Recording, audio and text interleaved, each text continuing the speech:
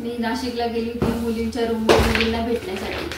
तिथे मी वॉशरूमला गेली। वॉशरूमला जाताना माझा पाय स्लिप झाल्यानंतर मला उठताच येत नव्हतं। नंतर आम्ही तिथून डायरेक्टली जळगावला येऊन गेले। जळगावला आम्ही डॉक्टरांकडे दाखवलं। जळगावमध्ये डॉक्टरांकडे दाखवल्यानंतर सरांनी MRI करायला सांगितलं। MRI केल्यानंतर MRI मध्ये समजलं की नी लिगामेंट झालेला आहे, सर्जरी करावी लागली। नंतर माझ्या मिस्टरांना श्रीपाद सरांचा नंबर मिळाला, कोणी दिला, फ्रेंडने दिला, मिळाला त्यांना। नंतर आम्ही श्रीपाद सरांशी बोललो कॉलवर। नंतर डायरेक्टली आम्ही संभाजीनगरला आलो। संभाजीनगरला आल्यानंतर सरांनी बघितलं, डायरेक्टली सरांनी सर्जरी करायचा निर्णय घेतला।